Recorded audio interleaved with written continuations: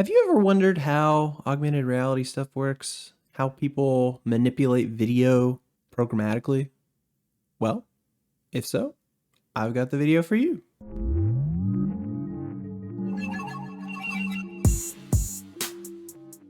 Hi, my name is Chris, and welcome back to my OpenCV series in C#.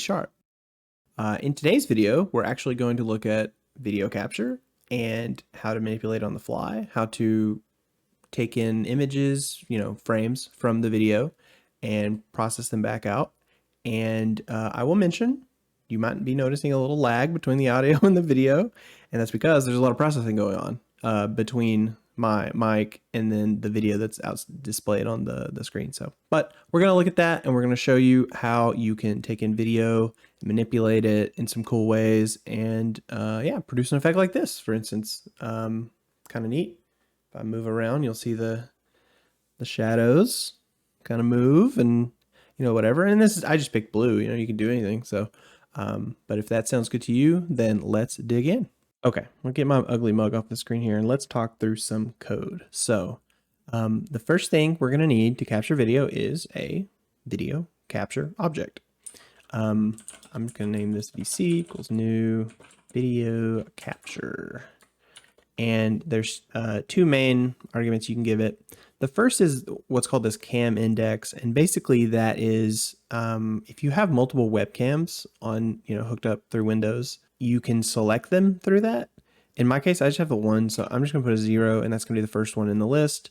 If you have multiple and say you have 2 and you want the second one, though I'm not exactly sure how it determines which one's which, but you'll have to play with it. If you want the second one, you'd put a 1 there, for instance. So that's the cam index. And then this other thing is an API value. Basically, it is a video capture.api. We don't want any. We want. And so here's the options. The first being the most soul crushing is when I realized that Emgu does not implement this. It does not implement the Android system. So basically what this API is it's how you're going to accept or communicate with the file or the image capture device, whatever. And I guess they never implemented the Android camera system with Emgu and OpenCV. So like in a Xamarin app or a Maui app, you could not connect through Emgu, I don't think. I'm going to play with it and see if I can figure out a way to do it. But based on that, it sure doesn't look like it. So is what it is. But the one we're going to do is deshow. There's other ones here. This is just basically different kind of codecs or whatever, like FFmpeg. If you have a video file, you can use the FFmpeg codec, I think it is, to communicate with that, open it, show it, whatever. We're just going to use deshow, which is a direct show of your camera device. So the other thing we're going to need a mat. We're going to call it frame. And this is what we're going to store the new frame in. So if you think about what a video capture is, right? Video capture is, or video is a stream of frames, or stream of images. So we're going to pick those up one by one as they come in through the device, and we're going to do something with them and show them and feed them back, right? That's how we're going to get that. That's how we're going to manipulate it, right? It's the same way, through the series, we've been taking in images, manipulating them or doing something with them, and then showing them back. Is the exact same thing, except it's a stream of images instead of a specific image. Any of the stuff we've talked about in the previous videos, you can do with video for the most part. Sometimes a little tricky, but for the most part, you can do the exact same stuff. So, but if you think about, like I said, it's a stream. So we're going to need a loop. We're going to need a while loop to kind of capture that. And to control our while loop, we're going to create a new Boolean called pause. And we'll show you how we're going to set that in a moment. So while we're not paused, we're going to loop. Okay, so we've got what we need basically to read in the image. So the way we're going to do that is with vc.read. And we're going to pass it the frame. And this is that mat frame is where it's going to store the image it reads from the video capture. Okay, it does return a bool of did I get something or not, basically, I believe, but it's going to read a frame from the VC. It's going to place it in our mat. So now we have an image. We can just like do whatever we want with it. Just to prove that we do have an image, I'm going to do cvinvoke.imshow. We're going to do frame. And so the way this works, in case you're not sure, is it's going to store the image in frame. We're going to show it in frame. But remember, we're looping. So is this not going to just create 1,000 windows of frames and pop them all over my screen? No, and that's because you pass it a name, and imshow is smart enough to find the window with that same name and just update the frame in it instead of creating a new one. Good on them. That makes that very easy. Okay, so then the other thing we need is we're going to have this guy here. We're going to do an integer called keyPressed. And there's something I haven't been telling you. I've been hiding. And it's the fact that wait key has other uses than just waiting on you to press a key. So if you pass it a number, it is a delay in milliseconds and before it will accept input. So you could theoretically say, you know, every second I'm going to wait. So what this would do is while we're looping, we would hit this wait key. It would wait 1 full second and then continue on. Okay. So we're going to get a frame a second if we do that. If we pass it 1, it's going to be essentially limited by the input device frames per second. So we're just going to pass it a 1. And we're doing that just to kind of, you know, not slow it down, but we're going to wait for an input for as quick as possible, basically. And the input, so if you haven't seen this before, wait key passes back an integer. And that integer, as it says here, is the code of the pressed key. So basically, our key press is going to be what key did the person press. And in our case, we're going to look for a number of 27. And that 27 might look like a magic number, and it definitely is. And it turns out that is, that's the escape key. So if someone presses escape, pause will be true. We will fall out of our while loop. Okay. So that is the code to display video. That's kind of it. It's actually very easy. So let's execute this. Actually, I need to grab my camera real quick, and I will show it running. Okay, so let me run this, and hopefully no whammies. I should have my video pop up now. Oh, wow, there I am. Look at me. Okay, so that's how you capture video. And you notice it's not as framey as it was in the intro, right? That's because we're not doing all this processing. So we'll get into that in a moment, but basically it's pretty good. It's pretty good in terms of frame rate. I mean, it's exactly the frame rate that I'm sending it in, minus maybe some communication. I'm actually using a webcam that's actually just an app on my phone, and it's pretty nice. And actually, if you play for the pro version, you get wireless communication. So I am through my Wi-Fi. So think of all the technology going into this that sending me through. So anyways, so yeah, we captured images, we captured the frames from the video itself, and then we're displaying them. Cool. And you could also resize this if you wanted. We'll talk about manipulation in a moment, but yeah, pretty neat. All right, so the next thing we're gonna do is let's do some cool stuff with this. All right, so I proved to you that obviously you can execute video, pretty nice. You can capture it, you can display it. And from here, I'll just say that, you know, everything we're going to do in the rest of the video is stuff we've done in other videos in this series, because video is just image captured over and over again. Anything you can do in a reasonable amount of processing time, you can do to these frames that you get. So actually, I'm going to show you, basically the first thing we're going to do is we're going to manipulate color, you know, like I showed in the intro. And then the second thing we're going to do, I'm going to show you like on the fly template matching to match my face, and it'll draw a rectangle around my face. But first, let's do the color shifting. All right, so we're essentially just rewriting the code we used in that previous video of image manipulation, but let's talk through this a little bit just in case you have not seen that video, though I would highly recommend watching it because it's going to talk through a lot of this stuff. So first thing we're going to do, so at this point in the code where my cursor is at, we have a frame. So that's an image. We're just going to do the same thing. So I'm going to do image BGR. Oh, I hate when it does that. BGR. And the reason it's doing that is because I have not imported Emgu yet, the structure. Okay. Try me again, VS Code. Okay. So I'm going to do image byte convert frame equals frame dot to image BGR byte. So just like last time, we're going to convert our frame to a image object of type BGR byte because those are much nicer to iterate over.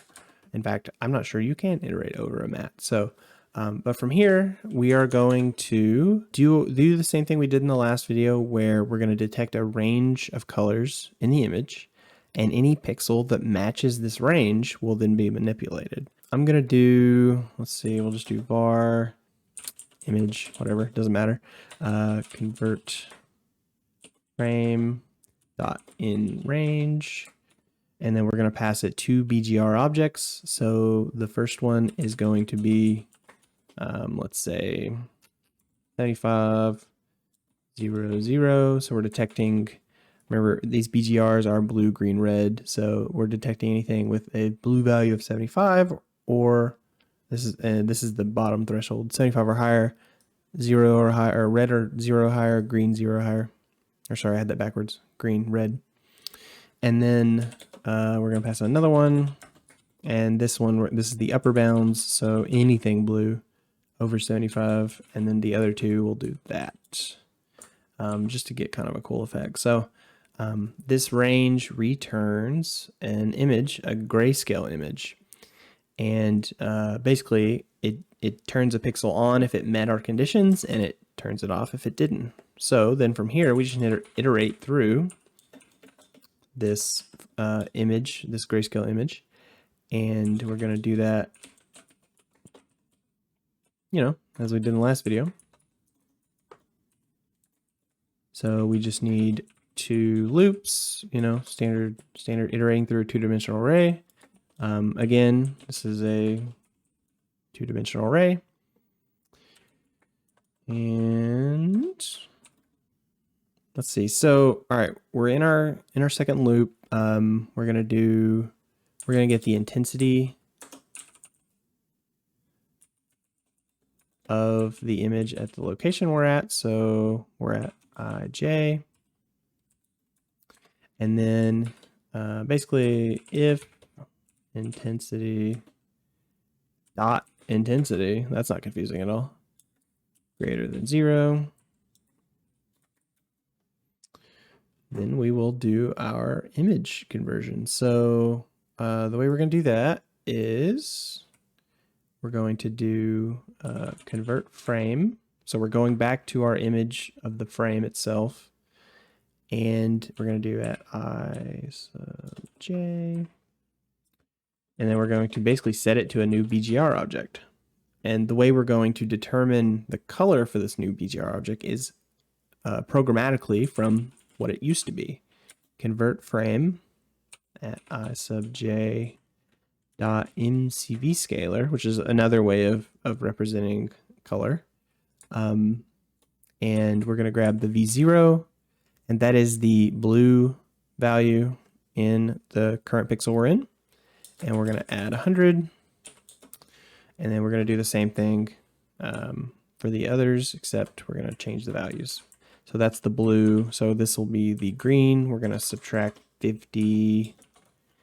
And then we're going to do the red. We're going to subtract 50 here. So this is 2, I believe. Yep. And this is 1. Okay. So all we've done here is we're just setting the pixel at this location in the frame to a new BGR, and we're using the old values to base the new one off of. Okay. And I believe that's essentially it. And then here we just need to show convert frame, because that's the frame that we actually did the manipulation on. So, okay, that should be all the code. Now let's run it. Oh, there I am. Okay, and we're color shifted. You'll notice that, you know, it's a little framey, but it's not as bad. There probably will be a delay on the audio to my mouth, so don't let that upset you. But yeah, there we go. We've shifted the colors. If I kind of move the camera, you know, things move a bit. I have a picture up on the wall. I believe it's my cat. There's another picture on the wall, you know, augmented reality. We're in reality and we've augmented it. Pretty cool. Yeah, so that's the code we just wrote. Basically, we're shifting the colors here. So we're adding 100 to the blue value. We're subtracting 50 from the green value, and we're subtracting 50 from the red value. So yeah, each individual pixel is being looked at. If it meets our intensity values, which are here, you could manipulate these to get maybe more effect. If you really wanted to, if you could just turn the whole screen blue if you wanted, it wouldn't look great, but you know, it is what it is. So yeah, there you go. That's that code running. So next we're going to look at template matching to match my face and detect it in a kind of unsophisticated way. Later in the series, we're going to do more sophisticated face detection and things like that. So, all right. Okay, let's talk template matching. So the first thing I've done, I've just commented out the color shifting code. We don't want it running along with our template matching. It's going to throw stuff off. But I'm only commenting out, not deleting, so that it ends up in the GitHub repo. So if you're watching this, this should still be in the repo itself. You should see the code there. So, okay, so template matching. Let's talk about template matching. The last video I did was on template matching. And in that video, we took a pretty simple template that was not moving, and we applied it to another image, and it worked great. This one's going to be a little more finicky, and that's because template matching relies on very specific scenarios. I mean, it's looking pixel to pixel. How close are we?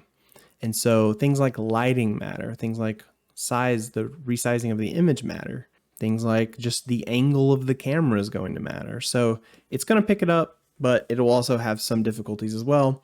You'll see that the way I'm doing the template is I took a little screenshot of my face. And I just, you know, obviously the lighting is terrible. It's the middle of the night, so I've got the light on. So, but anyways, that's the video capture we're going to do. And so you want it as close to how your video is going to look as possible to get good results. So I literally just did the snipping tool in Windows and popped up the video on the screen, took a little snip of my face, saved it as a JPEG into my folder, and we're going to read that in and use that as our template. So I would recommend you do this with your own face. I don't want you templating my face. It's my face. You can't have it. Okay, so let's do some more mats, as always. My face equals new. By the way, if you're, just in case you're new to C#, this is just shortcut for my new mat, parentheses. It's just shortcutting. So don't freak out. Okay, so we're gonna read in my face. Again, it's mine, you can't have it. cvinvoke.imread. And we're gonna do that at imgmyface.jpg. So that will then put my face here. I would also say we're gonna do this outside the loop. You do need to be careful about what you do in the loop, what you do out of loop.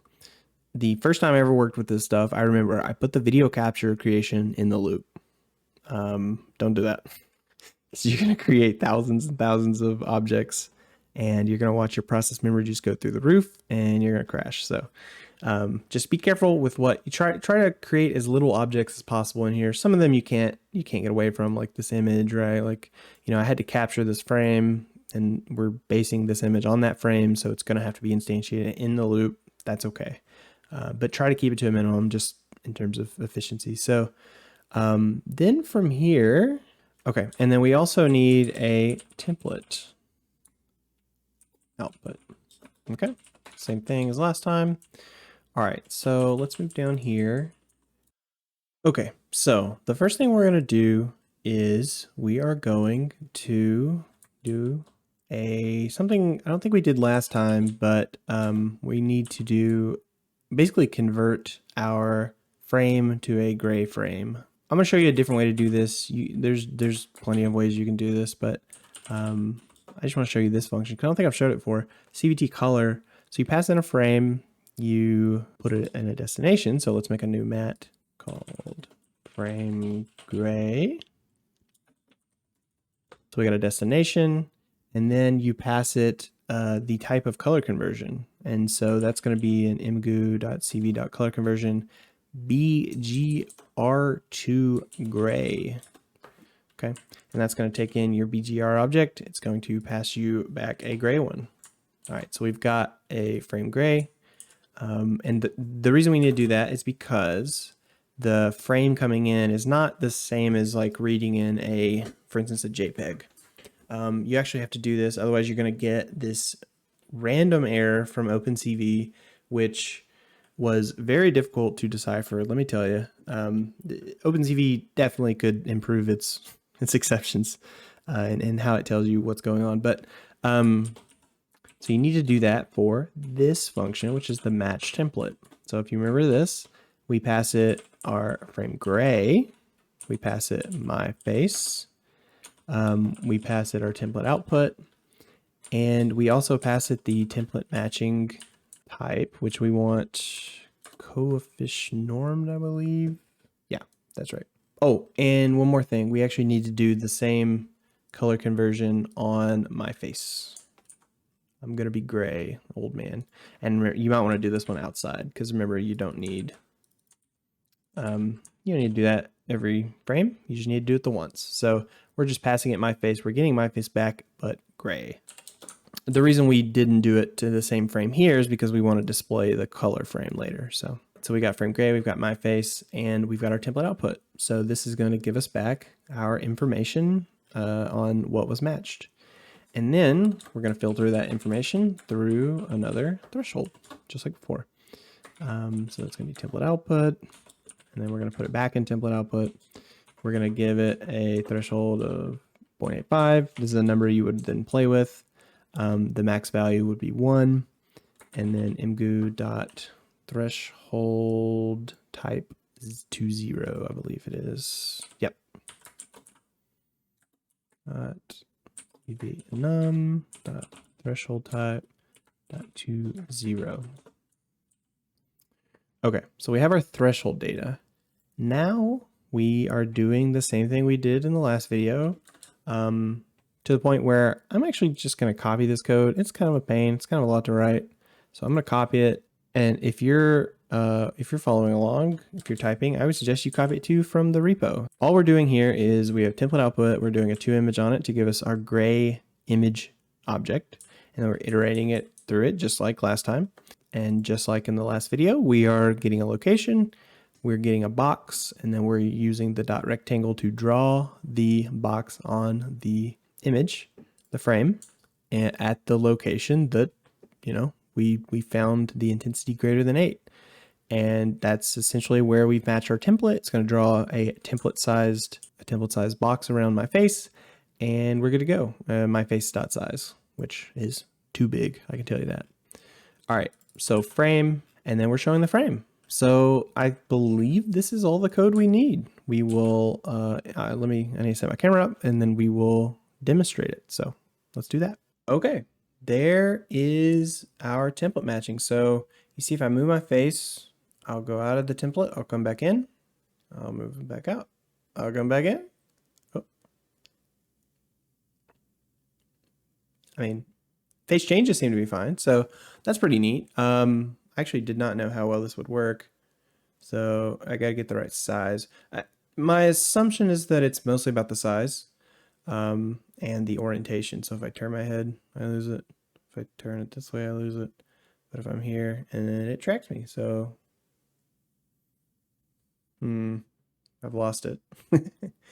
Let me go back here. That may be a lighting thing too. I mean, if I go up, lighting does change a little bit. Not much though.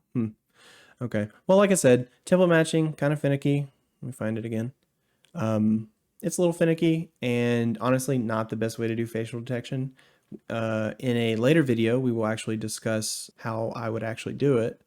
And that's going to be through some machine learning techniques. So, oh, found me. Oh, Okay, I guess I gotta look at the camera, because if I look at my screen, it loses me again. But anyways, so that has been the template matching demo. Let's wrap up the video, I think, at this point. Ooh, okay. Now I'm red.